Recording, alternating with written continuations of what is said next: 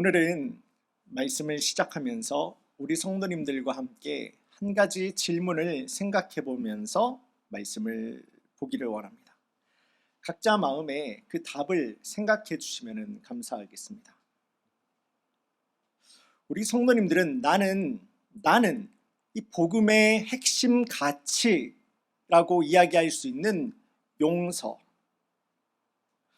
우리 성도님들은 실제 여러분들의 삶에서 용서하시는 삶, 용서를 행하고 살아가는 삶을 성도님들은 살아가고 있으십니까? 미국에 권위 있는 한 기독교 연구기관입니다. 여기에서 미국 성인 2,100명입니다. 성인 크리스찬이죠. 믿는 자 2,100명을 가지고 당신은 다른 사람을 용서한 적이 있습니까? 라는 질문을 가지고 조사한 연구 결과가 있는데요. 응답자들 가운데서 76%입니다.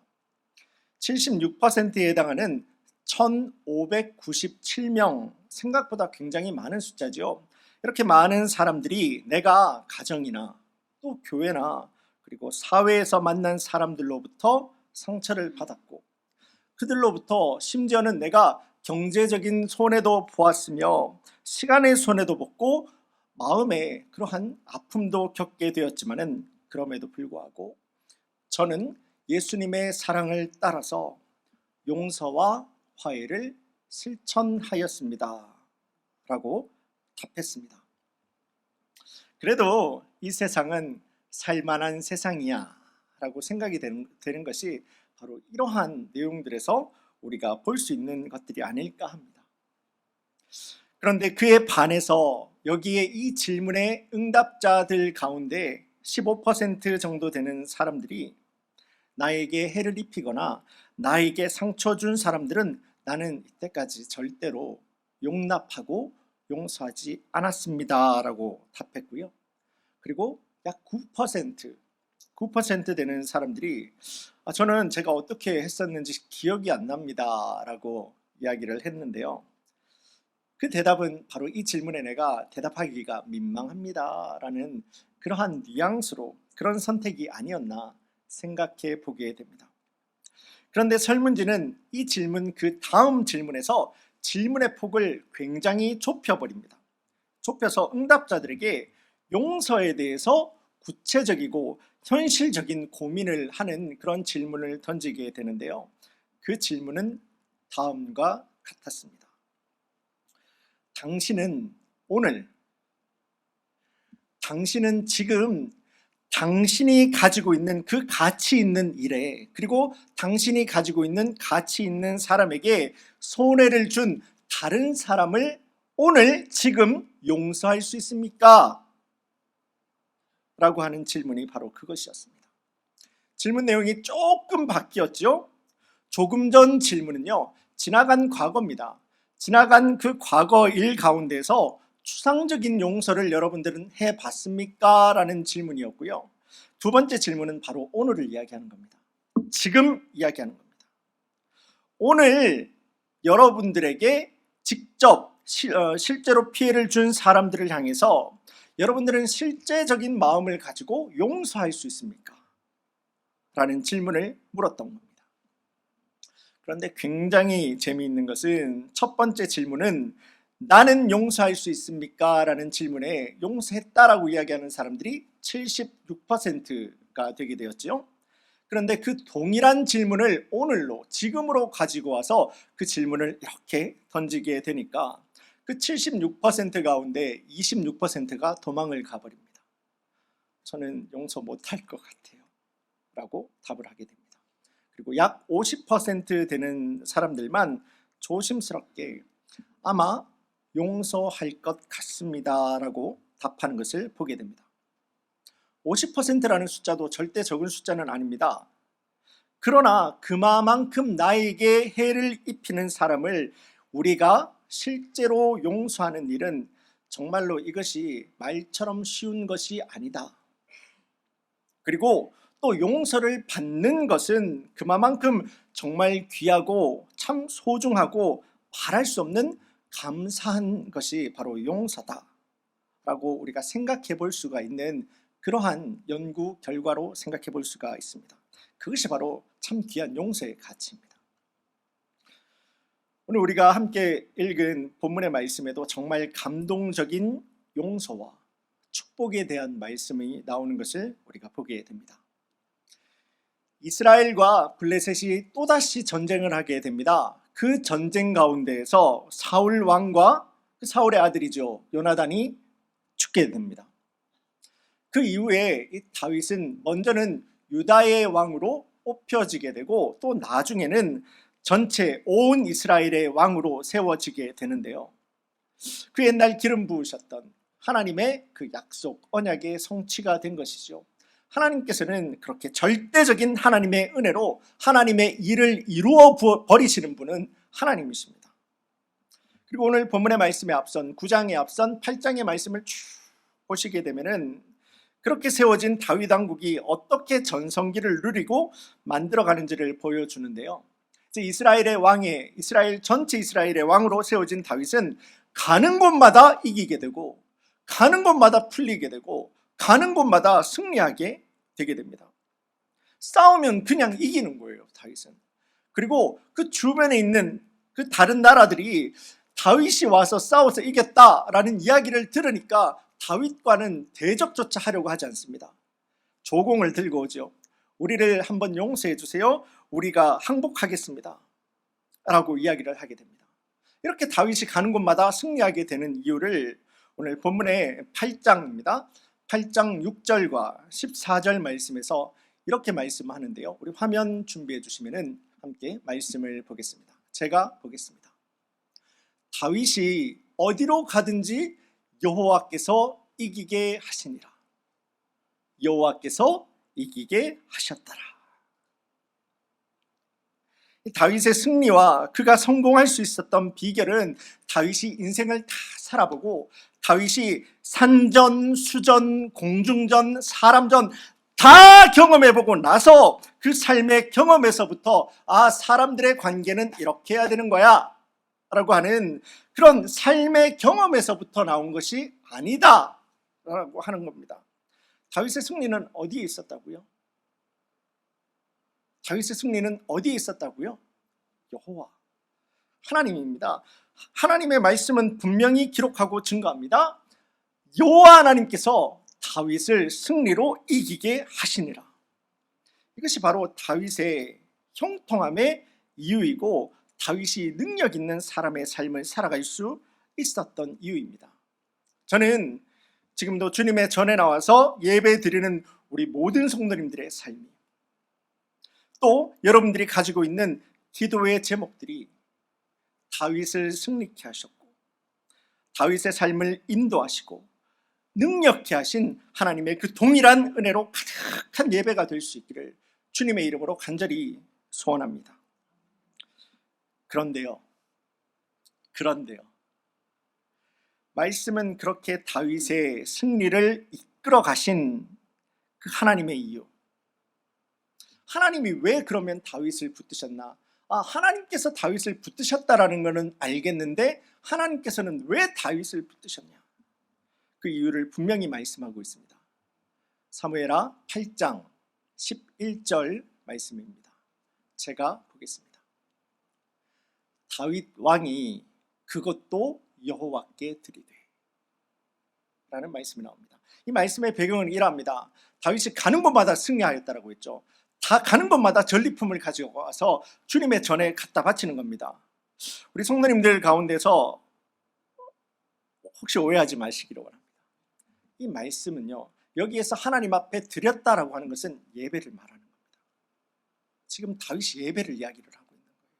다윗은 그 삶 가운데서 예배를 놓치지 않았다라는 겁니다. 예배자의 삶을 그는 제사 지내는 그 순간뿐만 아니라 그의 모든 삶의 영역에 있어서 예배하는 삶을 절대 놓치지 않고 주님과 함께 예배자로 그 동행하는 삶을 살아갔다라는 겁니다. 다윗은요, 내 삶의 참 주인이 누구인지를 정확하게 알고 분명하게 알고 있었던 사람입니다.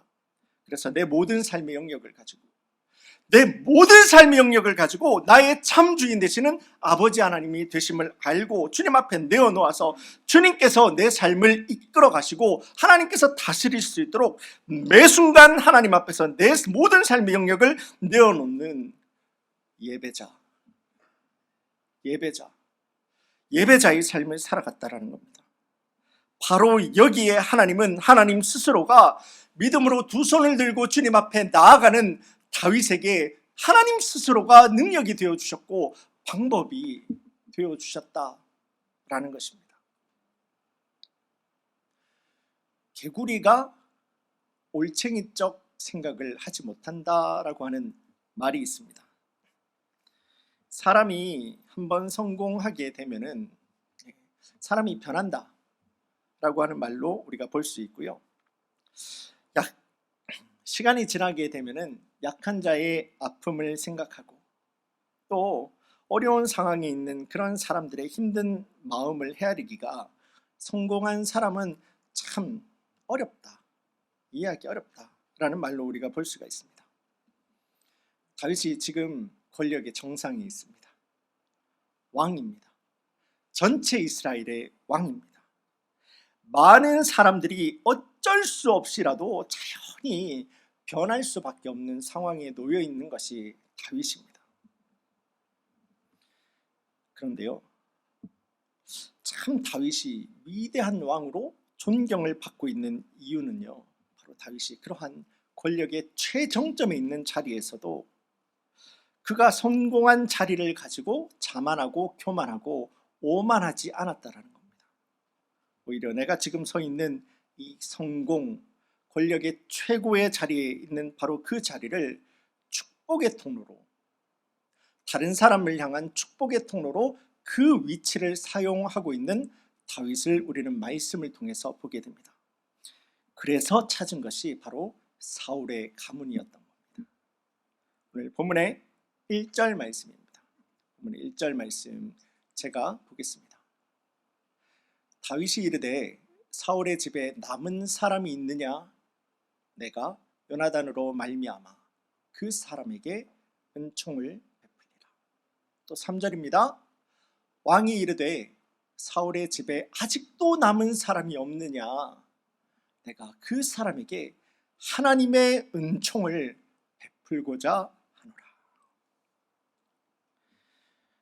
다윗은 그가 가지고 있는 권력의 최정점에 위치해서 사울의 집안을 찾고 있는데요, 그 이유가 은총이었습니다. 내가 그에게 은총을 베풀겠다라는 겁니다. 이제는 사울의 가문 모두가 죽었습니다. 사울도 죽었고요, 사울과 함께 요나단도 죽었고요, 사울의 또 다른 아들 이스보셋도 이미 죽었습니다.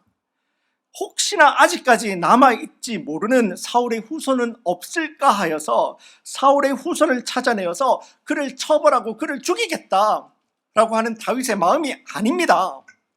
영어 성경 NIV를 보시면은 여기서 kindness라고 이야기를 하고 있고요, God's kindness라고 이야기를 하는 것을 우리가 볼 수가 있습니다. 이거를 히브리어 성경 가운데에서는 우리 성도님들도 들어보신 분들이 있으실 겁니다. 헤세드의 하나님이라는 단어를 들어보신 성도님들도 있죠. 헤세드의 은혜, 헤세드의 사랑이라고 하죠.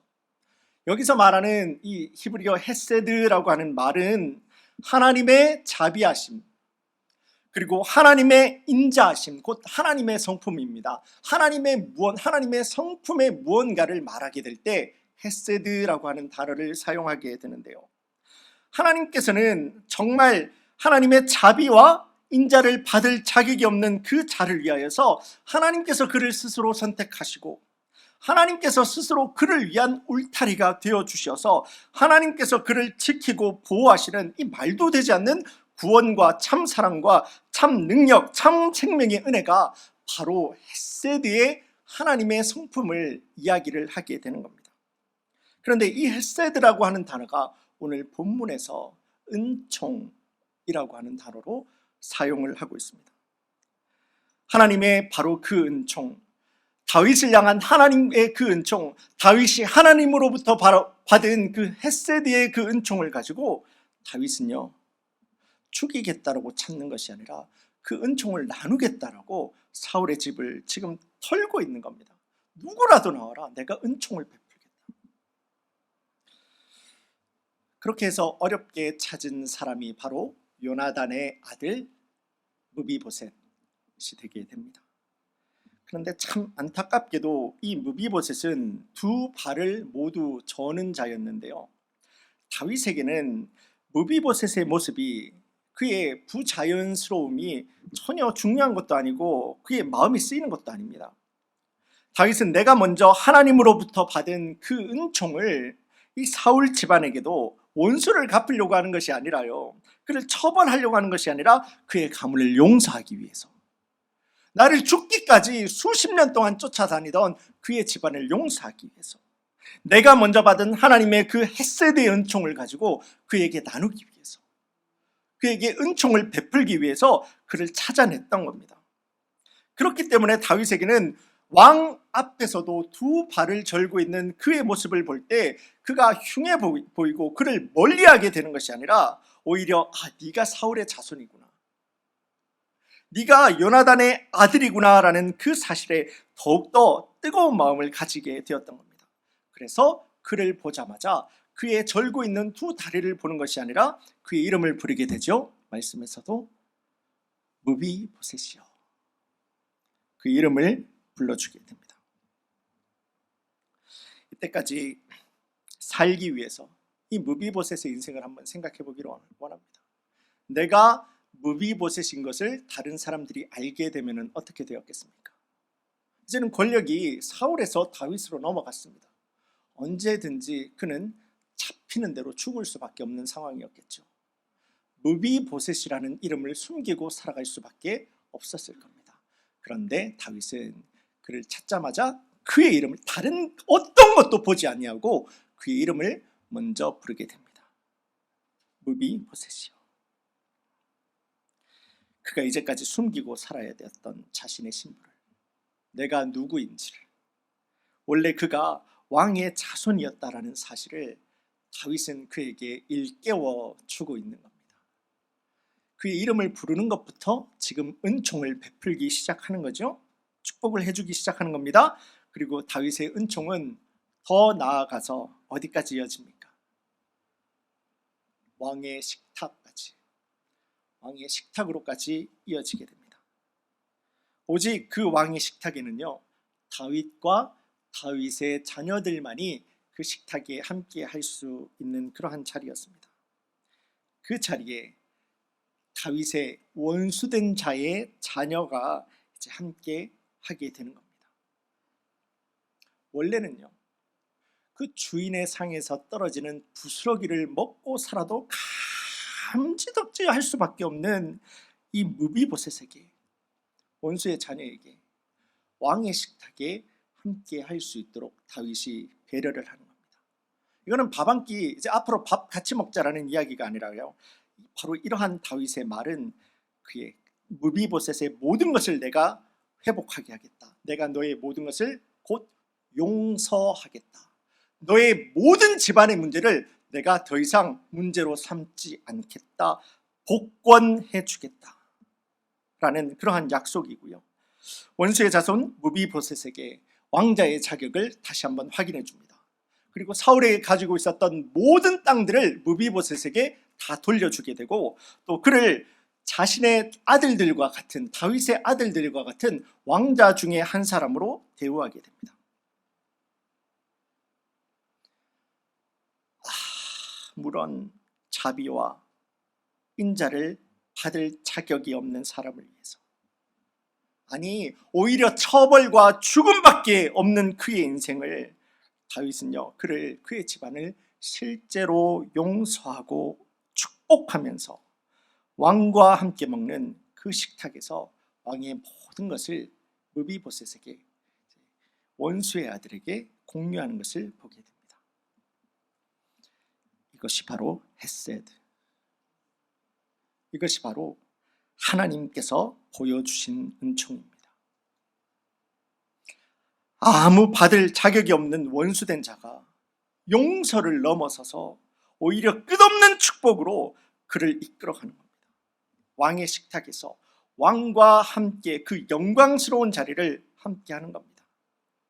원수된 나를 하나님의 자녀라고 불러주시는 거죠. 무비보셋의 이야기를 이렇게 나누다 보면은 자연스럽게 우리가 하나님으로부터 받은 은혜를 우리 역시도, 우리 성도님들 역시도 내가 하나님으로부터 받은 은혜를 기억하지 아니할 수가 없습니다. 두려움이었지요. 영원히 풀리지 않는 인생의 그러한 문제를 가지고 살아가던 자가 무비보셋이었습니다. 내가 사울의 손자고, 내가 요나단의 아들이고, 내가 그 집안의 손자다 라고 하는 사실은 바꿀 수 없는 내용 아니겠습니까? 영원히 인생 가운데서 풀리지 않는 그 인생의 두려움을 안고 살아갈 수밖에 없었던 사람이 바로 무비보셋이었습니다.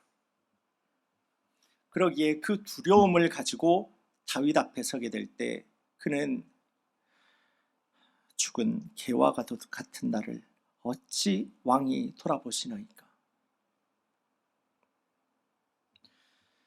내 인생은 언제든지 그렇게 끝날 수밖에 없다라는 두려움이 그의 마음을 확 사로잡아 버리게 될 때 무비보셋은요, 다른 사람들이 없고 그의 이름을 알 수가 없고 더욱더 깊은 곳으로, 더욱더 어두운 곳으로, 동굴로, 인생의 동굴로 도망칠 수밖에 없었을 겁니다.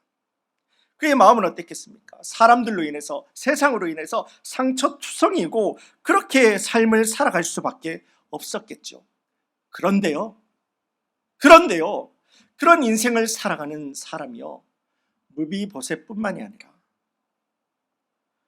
우리 가운데에서도, 우리 성도님들 가운데에서도 이 무비보셋과도 같은 두려움과 세상으로부터 도망하려고 하는 울분에 사로잡혀서 인생을 살아가고 계신 분들도 있으십니다.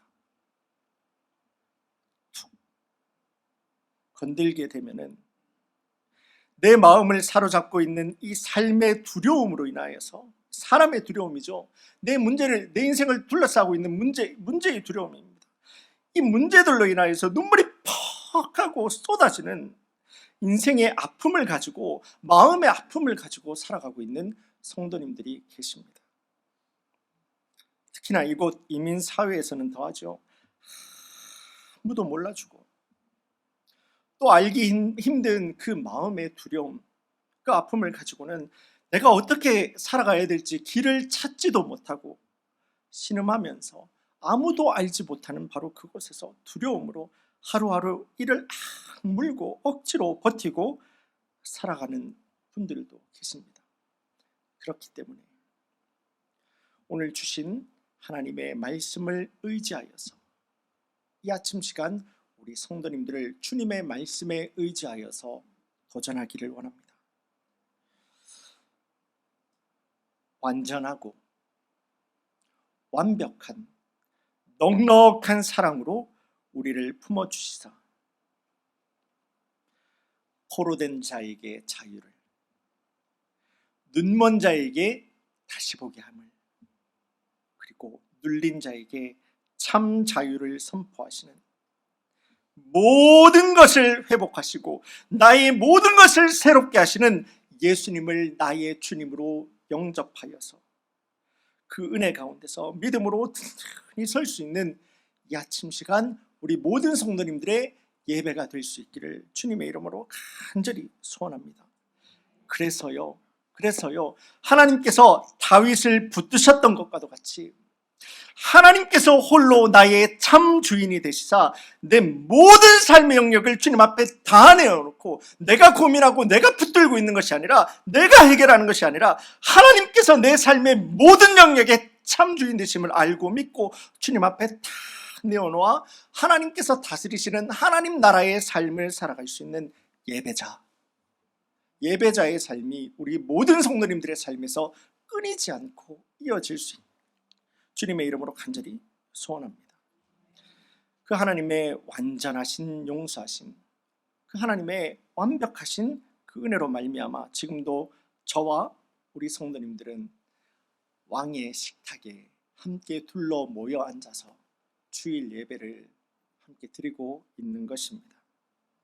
우리 믿음 공동체로 예수님과 함께 주일 예배를 지금 주님 앞에 드리고 있습니다. 이제는 주님의 말씀이 증거하였고 우리의 믿음의 본이 되는 다윗이 그러하였던 것과도 같이 하나님의 구원의 감격과 은혜가 나에게서만, 하나님의 구원과 하나님의 그 은혜의 감격이 여러분들 가운데서만 그쳐버리는 일은 없기를 바랍니다. 여러분들 역시도 축복의 통로로, 구원의 통로로, 참 생명과 참 능력의 통로로 쓰임받을 수 있는 헤세드, 아버지 하나님의 그 사랑, 그 은총의 통로로 쓰임받기를 원합니다. 예수님의 용서하심을 따라서 용서하는 마음을 가지기를 원합니다. 이웃을 용서하고 품을 수 있는 그런 교회와 그런 성도들이 되기를 원합니다. 용서 참 쉽지 않습니다. 다 경험해보지 않으셨습니까? 가까운 사람일수록, 나와 더 가까운 사람일수록, 더 많은 관계를 가지고 있는 사람일수록 용서하기가 참 힘든 것이 용서입니다. 그렇기 때문에 사람이 용서하려고 하면 되지 않는 게 용서예요. 헤세드로 돌아가기를 원합니다. 하나님의 은총으로 돌아가기를 원합니다. 지금도 여러분들을, 저를 말도 안 되는 하나님의 능력으로 우리와 같이 연약하고 죄된 나를 붙들어서 하나님께서 스스로 나의 울타리가, 우리의 울타리가 되어주셔서 우리의 모든 삶을 보호하시고 지켜내고 계시는 아버지 하나님의 그 사랑을 우리 성도님들 기억하고 절대 놓지 않기를 원합니다. 그 사랑 앞에 설 때 우리는 자만하지 않고 교만하지 않고 오만하지 아니하여 하나님의 뜻에 내 삶을 의지하고 주님 기뻐하시는 곳에 내가 서 있고 주님 싫어하시는 곳을 나도 멀리할 수 있는, 예수님께서 보여주신 그 용서의 헤세드의 사랑을 다윗과도 같이 보여주고 증거하고 살아갈 수 있는 하나님의 나라를 살아가는 우리 성도님들이 될 수가 있을 것입니다. 지금 이 순간에도 왕의 식탁으로 주님께서 우리를 불러주셨습니다. 우리 성도님들, 왕의 식탁에 앉으실 때에 우리 성도님들은 나는 오늘 어떤 제목을 가지고 주님 앞에 서셨습니까? 바라기는 헤세드의 그 사랑, 헤세드의 그 은총을 우리 성도님들의 마음속에, 내 마음판에 깊숙하게 새겨서 이제는 주님 함께 동행하시는 주님의 복된 자녀의 삶을 살아가는 우리 모든 라스베가스 커뮤니티 교회 성도님들이 되시기를, 그 믿음의 결단을 따라 순종하는 삶을 살아가는 성도님들이 되시기를 주님의 이름으로 간절히 축원합니다. 다 함께 기도드리겠습니다.